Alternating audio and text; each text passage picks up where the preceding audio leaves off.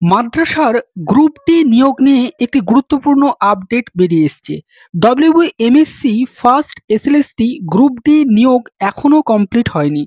বিগত এক দশক ধরে চলা এই নিয়োগ প্রক্রিয়ার এখনো রেজাল্টই বের হয়নি। এটি শুনতে আশ্চর্য লাগলেও এটিই সত্য। তো এই নিয়ে ডব্লিউবিএমএসসি অফিসিয়ালি ভাবে একটি নোটিশ দিল এবং সেই নোটিশ দিয়ে তারা জানালো যে এত দিনের মধ্যে নিয়োগ প্রক্রিয়া কমপ্লিট তারা করবে। তো সেই নোটিফিকেশনটি মাদ্রাসার ওয়েবসাইটে পাবলিশ করা হয়েছে। এই নোটিফিকেশনে কি বলা হয়েছে সেই বিষয়টি আমরা জানবো। এছাড়াও মাদ্রাসার এই যে নোটিশ যেটা মাদ্রাসা সার্ভিস কমিশন দিয়েছে, সেই নোটিশটা দিয়েছে মূলত 13/6/2024 তারিখের একটি কোর্ট অর্ডারের ফলে।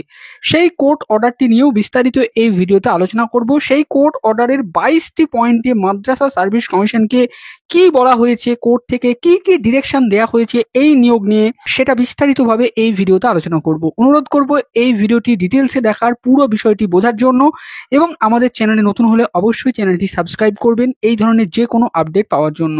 প্রথমেই আমরা মাদ্রাসা সার্ভিস কমিশন থেকে দেওয়া নোটিফিকেশনটি দেখে নেব।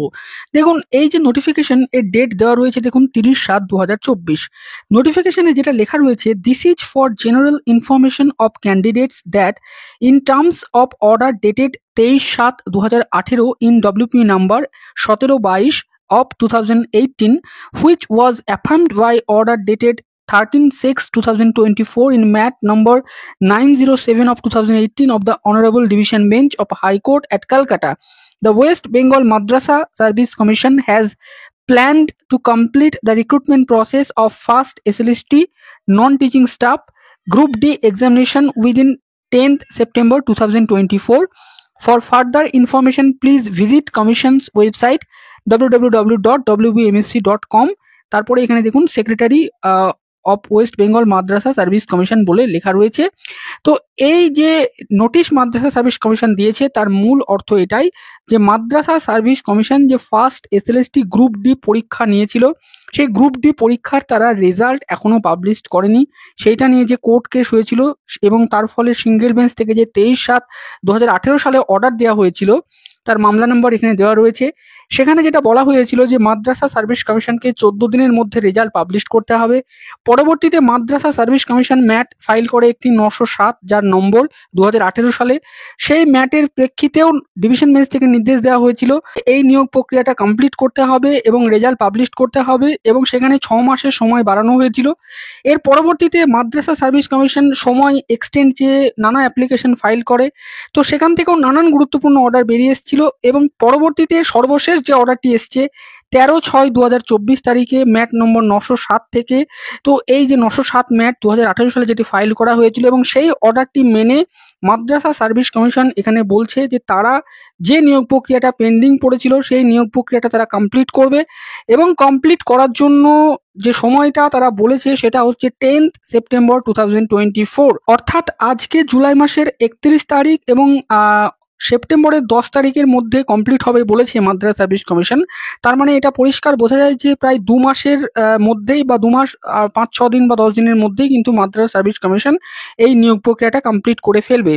তারা কতদূর কি কাজ করতে পারে সেটা আমরা পরবর্তীতে দেখব।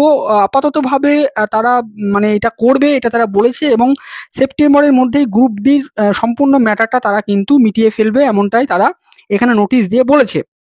এবারে যেটা বিষয় যে এই যে মাদ্রাসা গ্রুপ ডি পরীক্ষা নেওয়া হলো কিন্তু তার রেজাল্ট বার করা হলো না, এই বিষয়টা নিয়ে কোর্টে মূলত একটি কেস হয়েছিল সিঙ্গেল বেঞ্চে।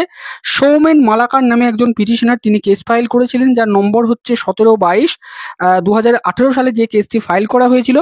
সেখান থেকে 23/7/2018 সালে অর্ডার হয়েছিল যে মাদ্রাসা সার্ভিস কমিশন যে রেজাল্ট পাবলিশ করেনি গ্রুপ ডি পরীক্ষা নেওয়ার পরেও, তো সেই রেজাল্টটা তাদেরকে 14 দিনের মধ্যে পাবলিশ করতে হবে এবং পরবর্তী যে পদক্ষেপগুলো রয়েছে তারপরে সেগুলো তাদেরকে নিতে হবে।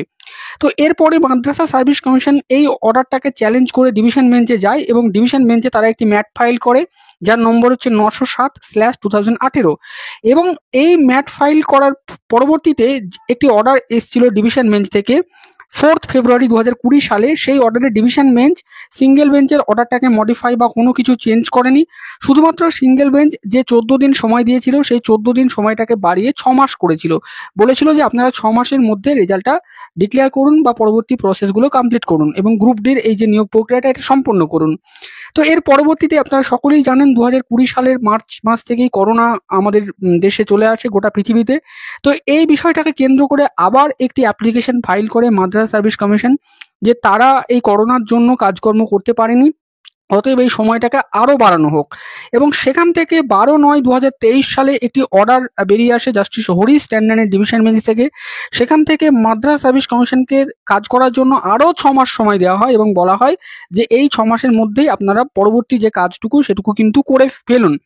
তো এই যে অ্যাপ্লিকেশন এবং সেই অ্যাপ্লিকেশনের একটি শুনানি যখন হচ্ছিল 12/9/2023 সালের অর্ডার দেওয়ার হয়েছিল যেদিনকে সেই দিনেই, তো তখন মাদ্রাসা সার্ভিস কমিশনের পক্ষ থেকে একটি বিষয় বলা হয়েছিল যে তারা মানে বিভিন্ন প্রক্রিয়াগুলোকে তারা যখন অ্যাসেস করছিল, স্ক্রুটিনাইজ করছিল গ্রুপ ডির, তখন তারা দেখেছে যে সেখানে নানা ইললিগ্যালিটিস এবং ইররেগুলারিটিস হয়ে রয়েছে। তো সেগুলোকে তারা ঠিক করতে চায়, তার জন্য এই পুরো ম্যাটারটাকে আবার নতুন করে যেন রিওপেন করা হয় এই ইস্যুটাকে। এবং সেখানে নাকি নতুন করে রিটেন এক্সাম নেওয়ার প্রয়োজন রয়েছে, না হলে কিন্তু অনেক যারা যোগ্য প্রার্থী তারা বাদ চলে যেতে পারে, এমনটাই মাদ্রাসা সার্ভিস কমিশন জানায়। তো কোর্ট তখন বলে যে আপনারা তো এই ইস্যুটাকে মানে সিঙ্গেল বেঞ্চ বা ডিভিশন বেঞ্চে তুলেছিলেন, তো তারা তো সেটা গ্র্যান্ট করেনি, তারা তো ডিসপোজ করে দিয়েছিল এবং তারা তো আপনাদেরকে বলেছিল যে আপনারা যে পূর্বে এক্সাম নিয়েছিলেন অ্যাজ ইট ইজ সেই রেজাল্টটাকেই ডিক্লেয়ার করতে। তো আমরা তো নতুন করে আর কিছু করতে পারি না, তার ফলে নতুন করে কিন্তু কোনো রিলিফ দেওয়া হয়নি, শুধুমাত্র সময়টাকে বাড়ানো হয়েছিল। তো এর পরবর্তীতে আমরা আশা করেছিলাম যে WBMSC এবার রেজাল্ট পাবলিশ করবে, গ্রুপ ডি নিয়োগ প্রক্রিয়াটা কমপ্লিট করবে, কিন্তু পরবর্তীতে দেখা যায় যে এই ম্যাটারটা আবার কোর্টে যায়। তখন মাদ্রাসা সার্ভিস কমিশন আবার একটি অ্যাপ্লিকেশন ফাইল করে সময় এক্সটেন্ড করার জন্য। সেখানে তারা যেটা বলে যে ইলেকশন ডিক্লেয়ার হয়েছে 2024 জেনারেল লোকসভা ইলেকশন, সেই ইলেকশনের জন্য মডেল কোড অফ কন্ডাক্ট লাগু হওয়ার ফলে তারা এই যে মাদ্রাসার নিয়োগ প্রক্রিয়ার কাজ করার জন্য তারা বাধাপ্রাপ্ত হয়েছে এবং তারা পারেনি সেই কাজটা করতে তখন ইলেকশন ইস্যুর জন্য এবং সেখানে মডেল কোড অফ কন্ডাক্টের জন্য, তার জন্য আরও তারা সময় বৃদ্ধি করার জন্য কোর্টে অ্যাপ্লিকেশন ফাইল করে। এবং তার যে শুনানি হয়েছে 13/6/2024 তারিখে যে অর্ডারটি বেরিয়ে এসছে সেই অর্ডারটি 22টি পয়েন্টে দেওয়া হয়েছে মূলত। এবং সেখানে জাস্টিস হরিশ ট্যান্ডন এবং জাস্টিস প্রসেনজিৎ বিশ্বাসের বেঞ্চ কিন্তু পরিষ্কারভাবে মাদ্রাসা সার্ভিস কমিশনকে কতগুলোর কথা বা ডিরেকশন বলেছে এবং মাদ্রাসা সার্ভিস কমিশন যে অ্যাপ্লিকেশনটা করেছিল টাইম এক্সটেন্ডের ব্যাপারে সেটা কিন্তু গ্র্যান্টেড করা হয়নি। এবং সেখানে কিন্তু পরিষ্কারভাবে এই যে অর্ডার কপি, এই অর্ডার কপিতে বলা হয়েছে যে WBMSC তারা যে অর্ডারটা মানছে না, অর্থাৎ সিঙ্গেল বেঞ্চ বা ডিভিশন বেঞ্চ যে পূর্বে বলেছিল যে গ্রুপ ডির রেজাল্ট বার করতে, পুরো প্রক্রিয়া কমপ্লিট করতে এবং 6 মাস সময় অবধি এক্সটেন্ড করে দেওয়া হয়েছিল 12/9/2023 সালে। তো সেই অর্ডারটাকে তারা কেন মানছে না? তারা যে অজুহাতটা দেখাচ্ছে যে ইলেকশন এসেছিল তার জন্য তারা করতে পারছে না, কিন্তু ইলেকশন তো মার্চের শেষ দিকে ডিক্লেয়ার হয়েছে 2024 এবং অর্ডার তো দেওয়া হয়েছিল 12/9 অর্থাৎ 2023 সালের। তো সেখানে তো 6 মাস সময় দেওয়া হয়েছিল, তাহলে 24-এর মার্চ মাস অবধি মানে সেখানে তাদের কি বাধাপ্রাপ্ত, এই ইস্যুটা বুঝতে পারছিল না ডিভিশন বেঞ্চ। এবং ডিভিশন বেঞ্চ পরিষ্কারভাবে জানায় যে তাদেরকে আর কোনো সময় গ্র্যান্ট করা হবে না, তারা যাতে করে এই কাজটি দ্রুত করে। এবং এই যে তারা নানান বিষয় এখন তুলে ধরছে, তারা যেটা বলছে যে তারা বিভিন্ন বিষয় স্ক্রুটিনাইজ করে দেখেছে যে সেখানে নানা ইররেগুলারিটিস খুঁজে পেয়েছে, তার ফলে তারা নতুন করে রিটেন এক্সাম নিতে চায়, অনেক ক্যান্ডিডেট তারা যোগ্য বাদ চলে যাচ্ছে। তো এই বিষয়টা নিয়ে কিন্তু কোর্ট কোনো ধরনের কোনো বিষয় হস্তক্ষেপ করেননি। কোর্টের পরিষ্কার মতামত যে কোর্ট এই ইস্যুতে নতুন করে আর রিওপেন করতে চাইছে না। Court division bench, single bench যা অর্ডার দিয়েছে সেই অর্ডারটাকেই মাদ্রাসা সার্ভিস কমিশনকে মানতে হবে। এবং এক্ষেত্রে মাদ্রাসা সার্ভিস কমিশন যে ডিলে করছে বা তারা যে রেজাল্ট ডিক্লেয়ার করছে না, তার জন্য যে দীর্ঘ 1 দশক ধরে নিয়োগ প্রক্রিয়াটা থমকে রয়েছে, তার জন্য এই অর্ডার কপিতে বিচারপতিরা কিন্তু সিরিয়াসলি অসন্তোষ প্রকাশ করেছেন এবং মাদ্রাসা সার্ভিস কমিশনকে এই বিষয়ে মানে সেন্সিটিভ হওয়ার পরামর্শ দিয়েছেন এবং এই কাজগুলো দ্রুত করার জন্য অনুরোধ করেছেন বা অর্ডার দিয়েছেন। এবং এর জন্য 3 মাসের সময় কিন্তু বেঁধে দেওয়া হয়েছে, বলা হয়েছে 3 মাসের মধ্যেই কিন্তু তাদেরকে পুরো কাজটা কমপ্লিট করতে হবে। 3 মাসের সময় অর্থাৎ 13/6/2024 তারিখের অর্ডারের পর 3 মাসের সময় মানে কিন্তু সেপ্টেম্বরের 10 তারিখের মধ্যেই কিন্তু পুরো নিয়োগ প্রক্রিয়াটা শেষ করে দেওয়ার কথা। এবং সেই মোতাবেকই কিন্তু মাদ্রাসা সার্ভিস কমিশন এই যে 13/6/2024 তারিখের অর্ডার সেইটা মেনেই কিন্তু তারা নোটিফিকেশন দিয়েছে এবং নোটিফিকেশনে পরিষ্কার লিখেছে যে তারা 13/6/2024 অর্ডার মেনে সেপ্টেম্বর 10 তারিখের মধ্যেই তারা এই নিয়োগ প্রক্রিয়াটা বা এই পুরো প্রসেসটা কমপ্লিট করবে।